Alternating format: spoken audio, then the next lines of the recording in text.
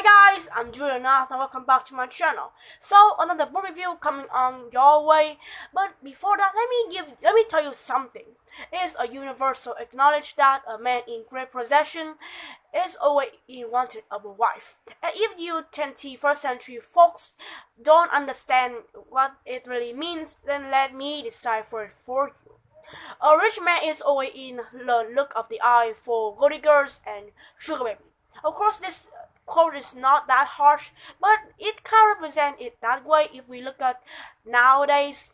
And that quote is definitely a universal truth, but it's a very famous quote from a book called Pride and Prejudice by Jane Austen, and a book which is considered by many people to be a romantic novel, but I deem it far from just romantic because I love how marvelously Jane Austen portrayed the character, how well the plot is, how sarcastic it is, the humor, like every detail of the book is funny, it's lighthearted, and some of it is really disturbing, like the part where Elizabeth Bennet's sister Lydia ran away from Wickham and they do something together, which is kind of immoral for that time. But nowadays we just call it running away for your man. So Pride and Prejudice was written in 1813 and is a book of manners, which portray and depict the character development of a young woman called Elizabeth Bennet through times, and is definitely one of the finest achievements that Jane Austen had written. Jane Austen, the author, was born on the 16th of December 1775, and she passed away on the 18th of July 1817, and she is a very famous writer in her time. However, she lived her entire life part of a family located socially and economically lower in the fragrance of English gentry. She was born in Stevenson, Hampshire, and she was born from a family kind of religious, really. But there are really few informations known about Jane, like there are little written information about her. So I would highly recommend you guys watch this video by Sartika about Jane Austen. So now, let's talk about Pride and Prejudice, the book. So, Pride and Prejudice, the book, is the story about a family called the Bennet family.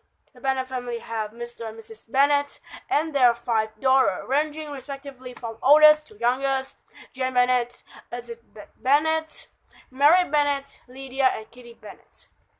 Understanding this mother, though, is childish and is silly, and her only deep desire in the world is to see all her daughters get married to some nobleman to have a good marriage and doesn't fail. Wow. And I suspect that one of the things that made she desperately wanted her daughters to get married early to some rich man is far less her favor, but because their family estate go to a distant relation and not to the girls, because in the old time they are sexist. People only consider that males like the only people who are competent of inherit a fortune. So when a certain gentleman called Mr. Bingley buys a estate next to them, Mrs. Bennet rushed her husband to introduce to them.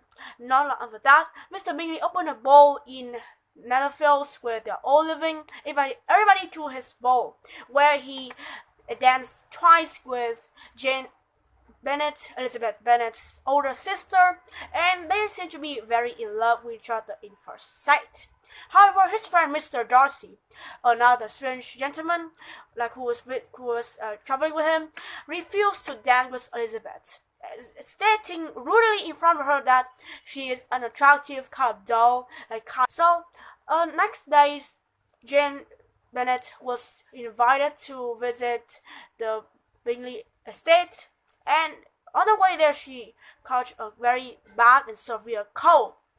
Being a kind-hearted and care for her sister Elizabeth really is, she decided to go to visit her sister in Mr. Bingley's estate, and she doesn't go on any carriages or like porches. She go on foot for 2 miles. And when she come there, rushing all mud up to her knees and other things, like Mr. Darcy was attracted to her.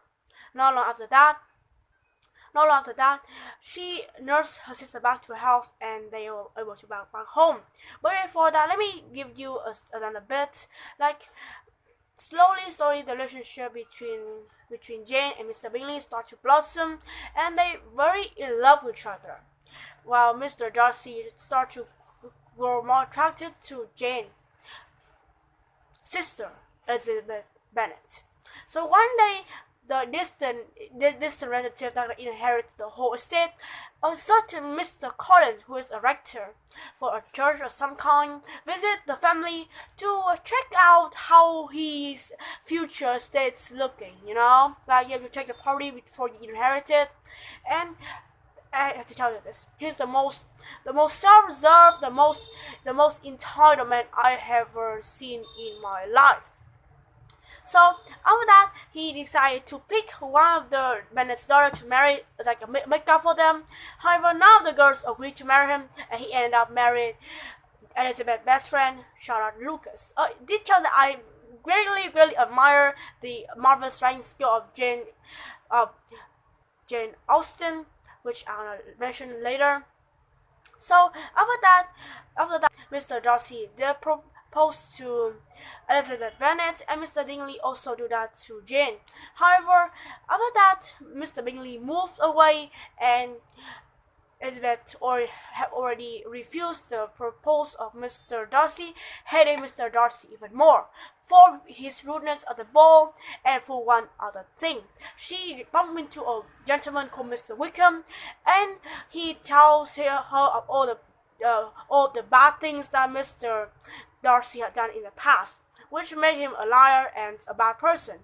Like Mr. Wickham tells a story in a perspective which I say manipulative. He tells about story about Mr. Darcy's father promised him like a good job, a rector, and then Mr. Darcy take it away from him and give it to another man, presumably Mr. Collins. So after that, with the broken heart, Elizabeth hated Darcy even more. However, when her younger sister Lydia ran away with Wickham and no one was able to find them, Mr. Darcy took the whole situation in his own hand, took control of it, find Wickham and persuade her to marry Lydia for the sake of her reputation, and he made it up by giving Wickham a large sum of money. And for that, Elizabeth decided to change her mind, realizing the attraction between her and Mr. Darcy, agrees to marry him, and her sister married to Mr. Bingley. The novels concluded that their mother, Mrs. Bennet, is happy and fulfilled and content because she had 3 daughters married, 2 to noblemen and 1 to a reckless soldier, but we're not going to talk about that. We just know Mrs. Bennet's happy. The book ended there. So now, after talking about the plot, what you guys' opinion about it? Like, the whole thing is kind of tangled up and people have religion of this, of that. Just look at that. Oh my gosh, like, look at that. What kind of chart is that? I know, like, if they give that in IELTS, like, I'll be dying.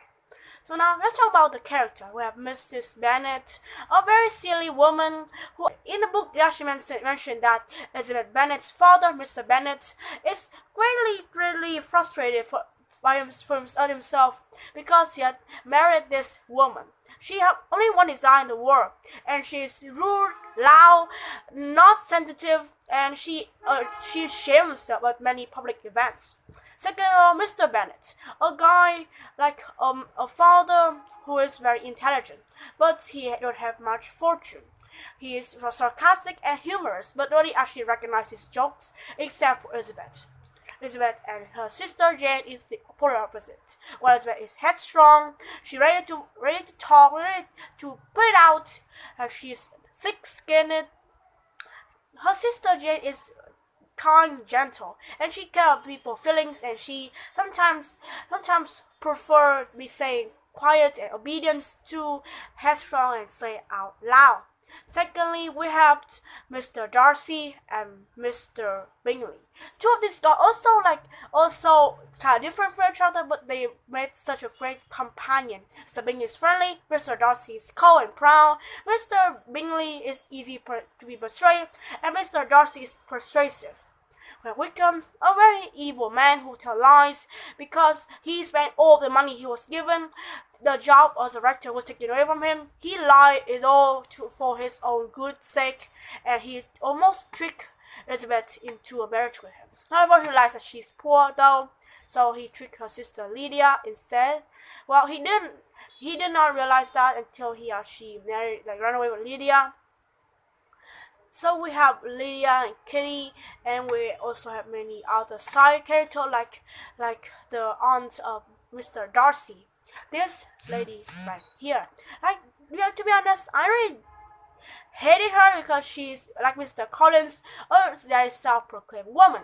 She marched into the Bennet family, demanded answer from Elizabeth, and she talked recklessly about things I don't even care about. Like if I was Elizabeth, I would ignore her and walk out of the room and let her talk for own opinion. I don't care. She's just so self-absorbed. What a woman, guys! What a woman! And now let's talk about some of the things that I really find intriguing in the book.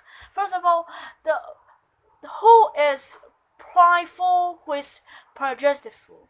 At the beginning of the book, Mr. Darcy seemed to be the main prideful of the book.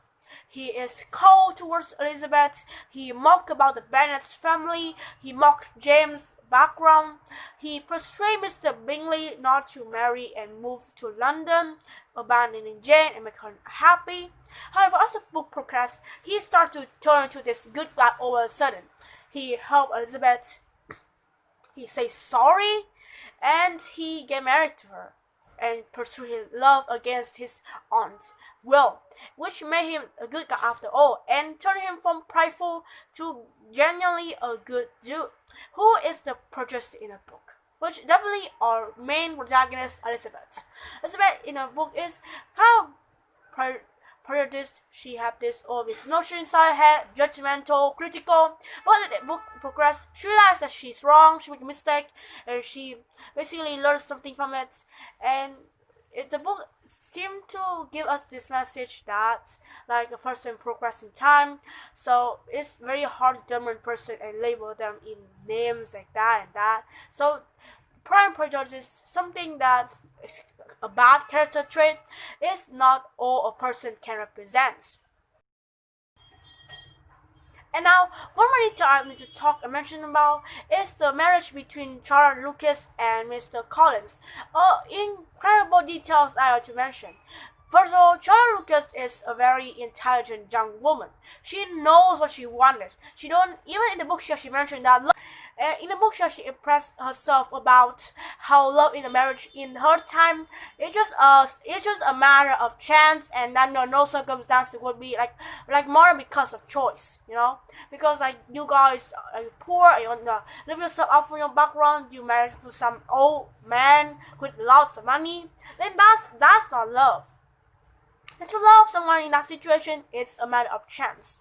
And marriage to somebody, and she have all of these notions and critics, will make herself look very, very intelligent.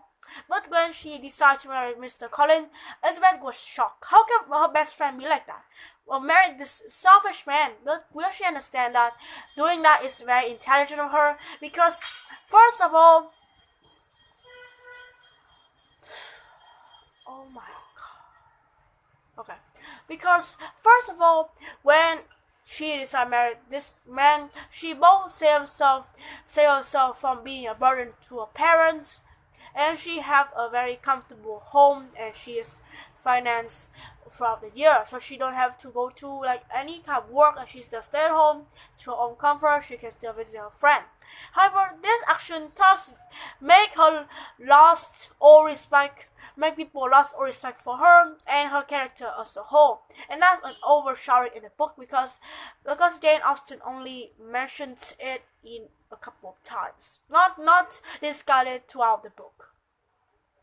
So that's it's almost the end of my reviews. And now our main final question. In this book, apart from Jane and Mr. Darcy, who do you think is very prideful and who do you think is prejudice? Anyway, and I would love to listen to you guys' opinion. Please comment down below, like this video, please subscribe, and my normal content is gonna be uploaded. I'll see you guys later. Bye.